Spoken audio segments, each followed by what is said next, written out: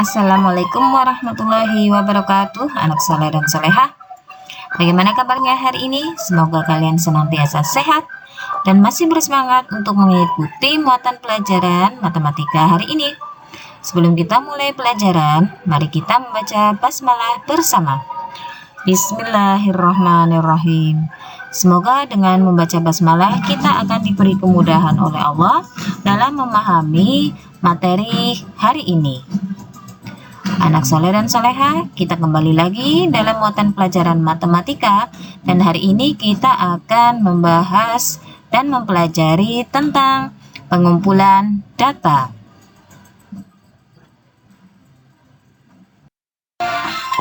Anak soleh dan soleha, tahukah kalian apa yang dimaksud dengan data?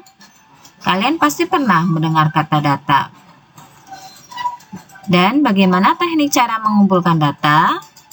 Mari kita belajar mengenal data dan cara mengumpulkan data. Data adalah informasi yang diperoleh dari suatu pengamatan, wawancara, penelitian yang dikumpulkan dalam bentuk angka atau lambang. Data yang dikumpulkan dapat berupa hasil ujian siswa, tinggi dan berat badan siswa, skor pertandingan, jumlah murid laki-laki dan perempuan, dan lain-lain.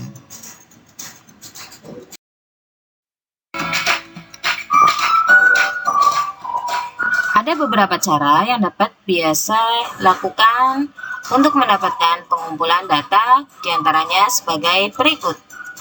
Yang pertama, pengamatan langsung atau kita sebut dengan observasi. Yang kedua, angket atau yang disebut juga dengan kuesioner atau polling. Yang ketiga, wawancara. Yang keempat, tes. Kita akan bahas satu persatu. Yang pertama adalah pengamatan langsung atau observasi. Pengamatan langsung atau observasi adalah kegiatan mengamati suatu keadaan atau peristiwa. Kemudian peneliti melakukan kegiatan pengumpulan data melalui pencatatan atau dokumentasi.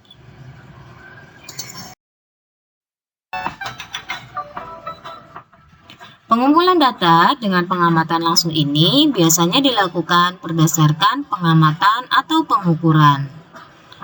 Misalnya, pengukuran tinggi dan berat badan seperti gambar di samping.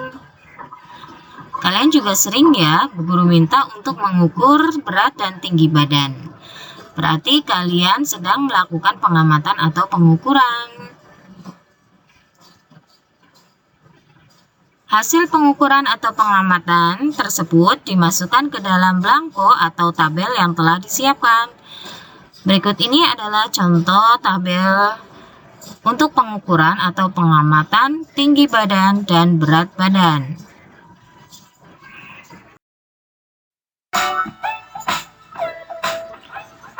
Yang kedua adalah angket atau kuesioner atau disebut juga dengan polling.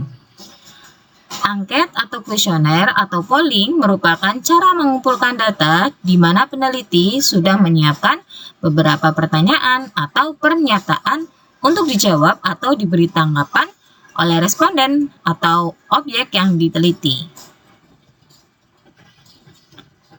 Di bawah ini adalah contoh angket. Responden diminta untuk mengisi lembar isian singkat yang terdapat nama, alamat, tinggi badan, berat badan, dan golongan darah.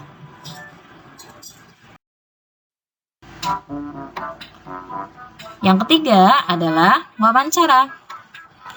Wawancara yaitu metode pengambilan data dengan cara menanyakan sesuatu kepada seorang responden.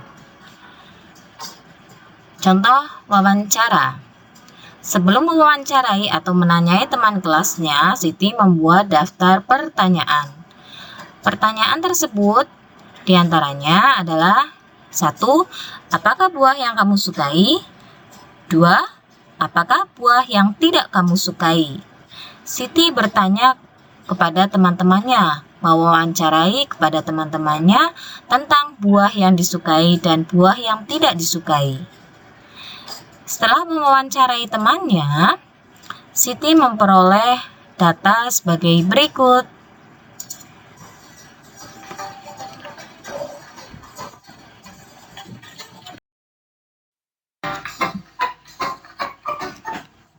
Cara keempat yaitu tes. Metode pengumpulan data dengan cara tes ini biasanya dilakukan oleh Bapak atau Ibu guru untuk memperoleh informasi perkembangan belajar siswa. Perhatikan contoh data ulangan di samping.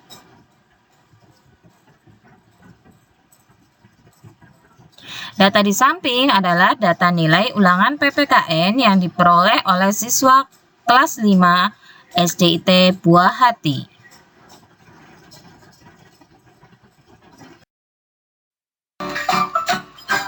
Kita lanjut pada penyajian data. Data dapat disajikan melalui beberapa cara. Yang pertama, tabel. Yang kedua, diagram garis. Yang ketiga, diagram batang. Keempat, diagram lingkaran. Dan yang kelima adalah diagram gambar atau disebut juga dengan piktogram. Data merupakan bentuk jamak, sedangkan bentuk tunggalnya disebut dengan datum.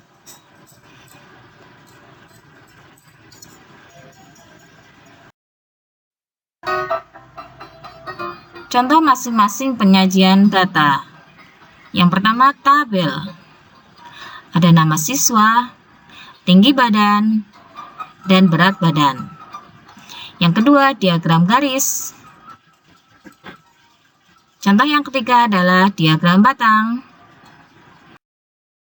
Contoh keempat adalah diagram lingkaran. Contoh kelima adalah diagram gambar atau piktogram.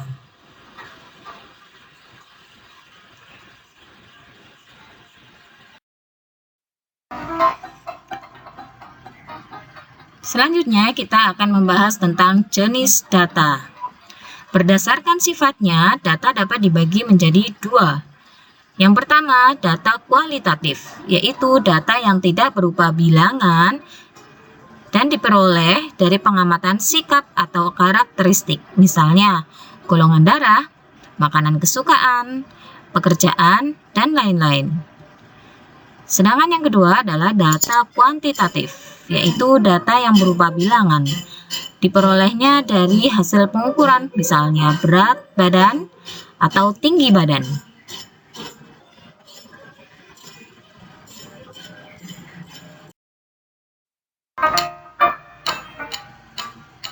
Pengumpulan data ada 3 cara. Yang pertama adalah mencacah.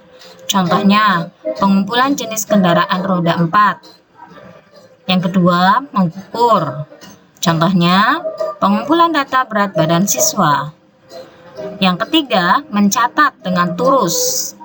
Contoh pengumpulan data ketika pemilihan ketua kelas. Apakah turus itu? Kita lihat contoh data yang ditulis dengan turus. Berikut ini adalah tabel ketika pemilihan ketua kelas. Ada beberapa nama kandidat calon ketua kelas. Kemudian teman-teman sekelas memilih masing-masing kandidat dan ditulis dalam sebuah turus. Kemudian dihitung banyak frekuensi siswanya.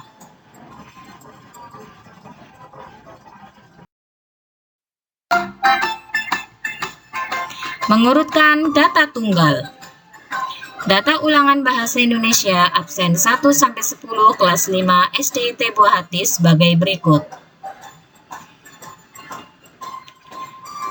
Ada beberapa pertanyaan dari data tersebut. 1. Urutkan data di atas dari yang terkecil. 2. Berapakah nilai yang tertinggi? 3. Berapa nilai yang terendah? 4. Kriteria ketuntasan minimal atau KKM Bahasa Indonesia adalah 75. Berapa siswa yang tidak tuntas? Dan yang kelima adalah berapakah jangkauan data tersebut. Kita akan bahas satu persatu jawabannya. Yang pertama, data dari yang terkecil. Yang nilai 70 ada 2. Yang nilai 75 ada 3. Yang nilai 80 ada 1. Yang nilai 85 ada 1. Yang nilai 90 ada 2. Dan yang nilai 95 ada 1. Maka dapat diperoleh 70, 70, 75, 75, 75, 80, 85, 90, 90, dan 95. Pertanyaan yang kedua, nilai yang tertinggi adalah 95.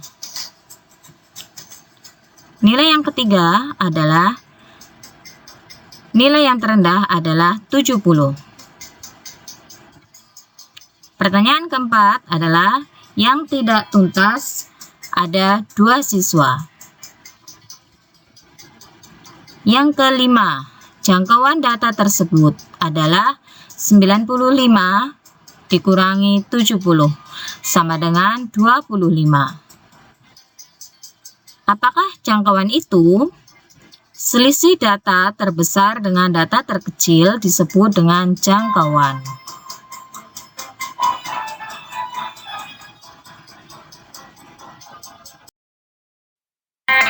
Sekian materi dari Bu Guru. Bu Guru ucapkan jazakumullah khair. Semoga dapat bermanfaat dan bisa dipahami dengan baik. Assalamualaikum warahmatullahi wabarakatuh.